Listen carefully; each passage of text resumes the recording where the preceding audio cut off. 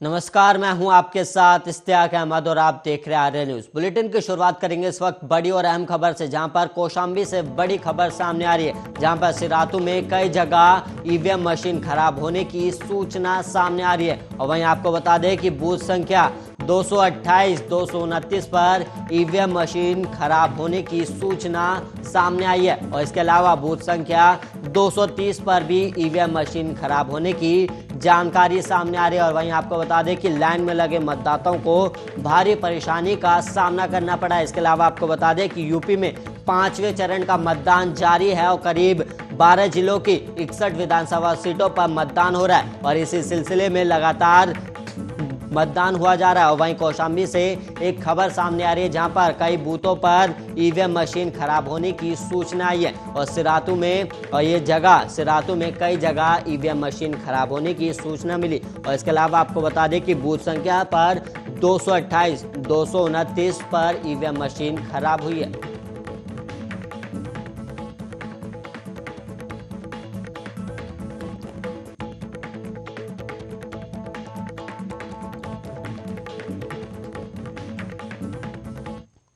और इस वक्त एक बड़ी खबर सामने आ रही है, जहां पर बीजेपी के राष्ट्रीय अध्यक्ष जेपी नड्डा का लेकर बड़ी खबर सामने आ रही है। और ये दिल्ली से ये बड़ी खबर है, जहां पर बीजेपी के राष्ट्रीय अध्यक्ष जेपी नड्डा का अकाउंट हैक हुआ। वहीं आपको बता दें कि ट्विटर अकाउंट हैक हुआ है। इस वक्त की बड़ी और अहम खबर, जहां पर जेपी नड्डा का ट्विटर अकाउंट हैक हुआ है, ये जानकारी सामने आ रही है। इस वक्त की बड़ी और अहम खबर, जहां पर बीजेपी के राष्ट्रीय अध्यक्ष जेपी नड्डा का ट्विटर अकाउंट हैक होने की सूचना सामने आ रही है। वहीं आपको बता दें कि बीजेपी के राष्ट्रीय अध्यक्ष जेपी नड्डा हैं, जिनका ट्विटर अकाउंट हैक हुआ है और ये खबर सामने आ रही है। और वहीं आपको बता दें कि जेपी नड्डा लगातार यूपी में प्रचार प्रसार कर रहे थे और इस वक्त और दिल्ली से बड़ी खबर सामने आ रही है, जहां पर जेपी नड्डा का ट्विटर अकाउंट हैक हुआ है।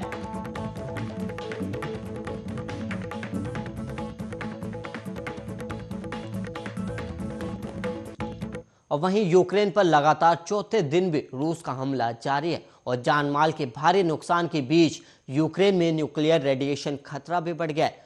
और यूक्रेन के अधिकारियों ने दावा किया है कि रूसी हमले के बाद चेर्नोबिल न्यूक्लियर प्लांट के पास रेडिएशन का खतरा 20 गुना बढ़ गया है और इस इलाके में रूसी फोर्सेस के मूवमेंट से रेडियो एक्टिव धूल चारों तरफ फैल गई है। और यूएन ने बताया है कि रूसी हमले पर अब तक 64 यूक्रेनी नागरिक मारे जा चुके हैं और करीब 240 लोग घायल भी हैं। और रूसी फोर्सेस को राजधानी कीव, उत्तर पूर्वी शहर खार्किव और दक्षिणी शहर खरसेन में यूक्रेनी फोर्सेस पिछले 24 घंटे से सीधी टक्कर दे रही है। और उधर रूसी सैनिकों ने खार्किव में गैस पाइपलाइन उड़ा दी है और वहीं बार्सिलकीव में गोलीबारी से पेट्रोलियम बेस में आग भी लग गई है। और इसके अलावा आपको बता दें कि रूसी हमले के बाद यूक्रेन के वासिलकीव शहर के तेल डिपो में आग लग गई है और यूक्रेन से जुड़ी बड़ी अपडेट सामने आ रही है, जहां पर यूक्रेन ने रूस और बेलारूस के लिए अपनी सीमाओं को बंद भी कर दिया है। और यूक्रेन के प्रधानमंत्री डेनिस शमिहाल ने शनिवार शाम इस बारे में घोषणा की है कि फेसबुक की पेरेंट कंपनी मेटा ने सभी रूसी मीडिया आउटलेट्स के एडवर्टाइजमेंट को फेसबुक और इंस्टाग्राम पर बैन कर दिया है। और इसके अलावा वीडियो स्ट्रीमिंग प्लेटफॉर्म यूट्यूब, रूसी की स्टेट मीडिया आउटलेट आरटी समेत कई चैनलों पर बैन भी लगा दिया गया है।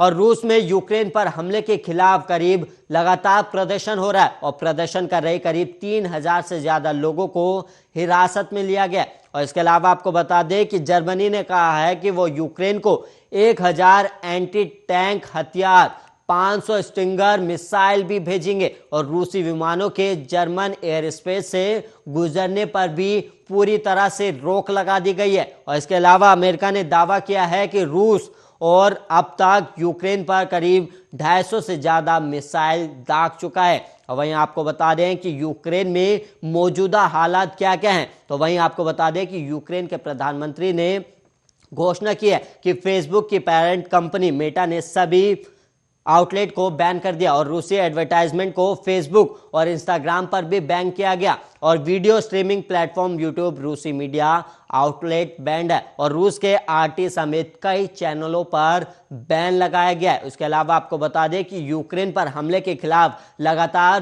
प्रदर्शन कर रहे हैं लोग और जिसके बाद प्रदर्शनकारी करीब 3000 से ज्यादा प्रदर्शनकारी को हिरासत में लिया और वहीं जर्मनी ने ऐलान किया है कि 500 स्टिंगर मिसाइल वो यूक्रेन को भेजेंगे और इसके अलावा अमेरिका ने दावा किया कि यूक्रेन पर करीब 250 से ज्यादा रूस ने मिसाइलें दागी हैं और यूक्रेन ने रूस और बेलारूस के लिए अपनी सीमाओं को बंद कर दिया है।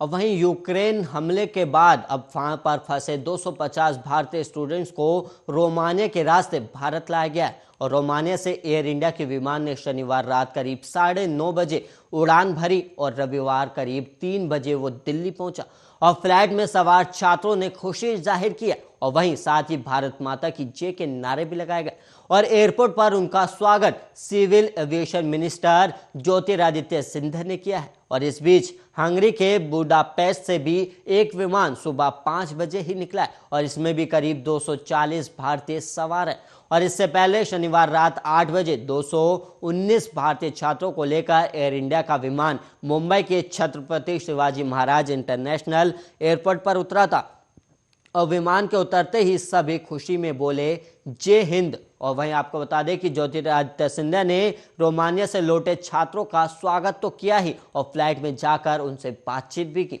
और उन्होंने कहा कि आपके आने पर हमें बहुत खुशी है और एयर इंडिया को भी इसके लिए धन्यवाद देता हूं। और सिंधिया ने आगे बोला कि यूक्रेन में फंसे हर एक भारतीय को वतन वापस लेकर आएंगे और मोदी जी यूक्रेनी राष्ट्रपति के संपर्क में है और सभी की सुरक्षित वापसी होगी।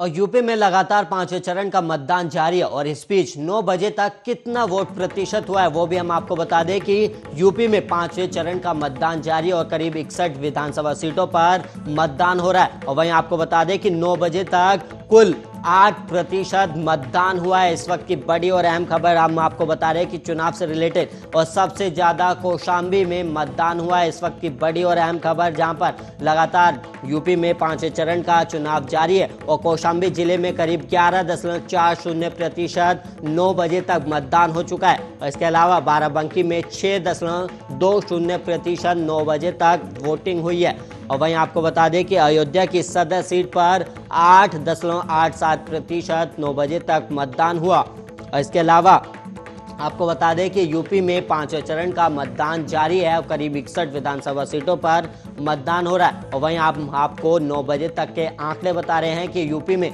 9 बजे तक कितने प्रतिशत मतदान हुआ। तो यूपी में करीब टोटल 8% मतदान हुआ है और सबसे ज़्यादा कौशाम्बी जिले में मतदान हुआ और 9 बजे तक आपको बता दें कि कौशाम्बी में करीब 11.40% मतदान हुआ और इसके अलावा बाराबंकी जिले में कितना प्रतिशत हुआ वो भी हम आपको बता दें कि 6.20% 9 बजे तक मतदान हो चुका है और इसके अलावा अयोध्या की सदर सीट पर 8.87% 9 बजे तक मतदान हुआ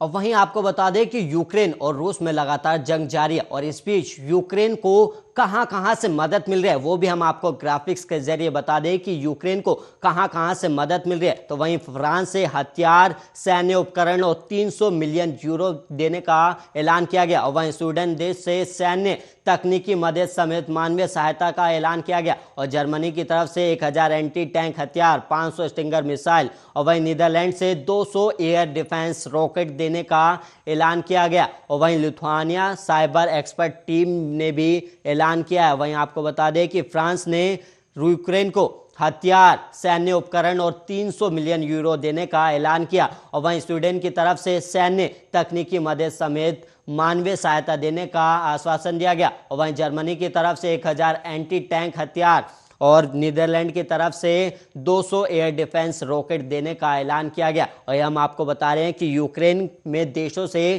कहां से कौन कौन से देश से मदद भेजी जा रही है, क्योंकि लगातार यूक्रेन और रूस में जंग जारी है और जहां पर यूक्रेन के समर्थन में कई देश सामने आ गए हैं। और वहीं आपको बता दें कि कौन कौन से देश से क्या क्या मदद दी जा रही है। वहीं हम आपको ग्राफिक्स के जरिए बता रहे हैं कि जर्मनी की तरफ से करीब 1000 टैंक दिए जा रहे हैं और नीदरलैंड्स की तरफ से 200 एयर डिफेंस स्केप और वहीं लिथुआनिया साइबर एक्सपर्ट टीम दे रहे हैं। और वहीं आपको बता दें कि फ्रांस की तरफ से हथियार, सैन्य उपकरण और करीब 300 मिलियन यूरो देने का ऐलान किया गया। और स्वीडन की तरफ से सैन्य तकनीकी मदद समेत मानवीय सहायता का आश्वासन दिया गया। और इसके अलावा जर्मनी की तरफ से 1000 एंटी टैंक हथियार देने का ऐलान किया गया। और वहीं नीदरलैंड्स की तरफ से 200 एयर डिफेंस रॉकेट देने का ऐलान किया गया है।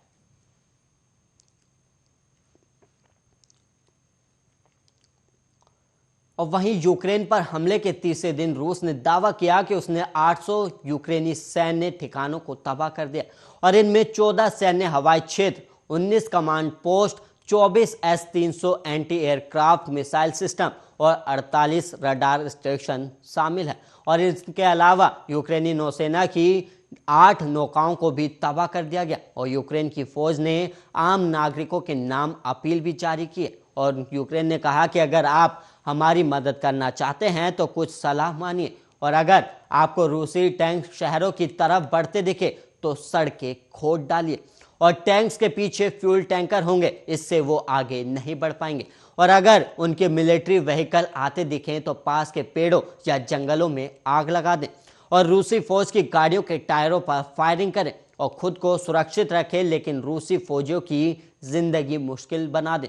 और रूस की डिफेंस मिनिस्ट्री ने यूक्रेन की सरकार पर आरोप लगाया कि वो आम लोगों को शील्ड की तरह इस्तेमाल कर रही है। और धमकी वाले अंदाज में डिफेंस मिनिस्ट्री ने कहा कि हमें डर है, और हमें डर इस बात का है कि अगर आम लोगों का इस्तेमाल इसी तरह होता रहा तो ज़्यादा जाने का खतरा है और किसी भी तरह के हादसे होंगे।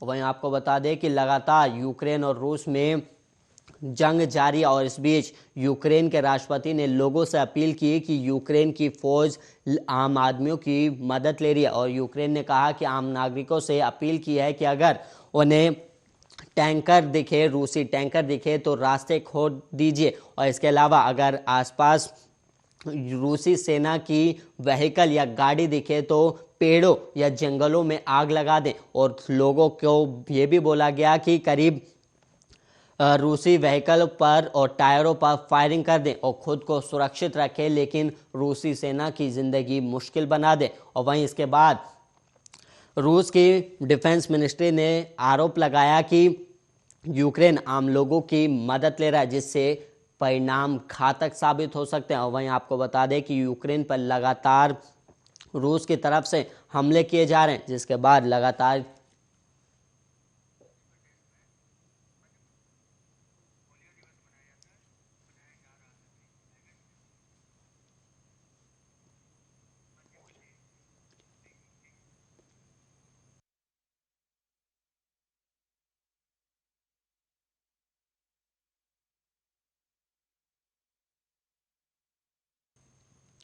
वहीं मध्य प्रदेश से इस वक्त एक बड़ी खबर सामने आ रही है, जहां पर हम आपको बता दें कि मध्य प्रदेश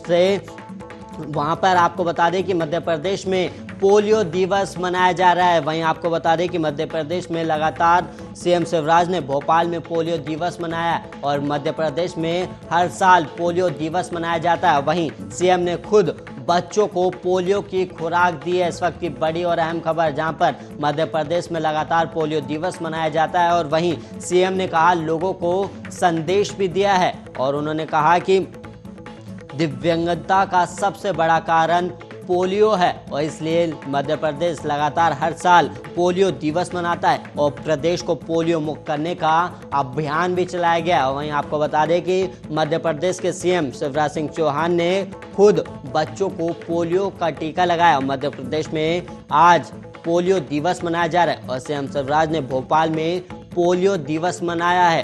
और वहीं आपको बता दें कि सीएम ने खुद बच्चों को पोलियो की खुराक भी दी और सीएम ने पोलियो की खुराक देने के बाद लोगों को संदेश भी दिया है।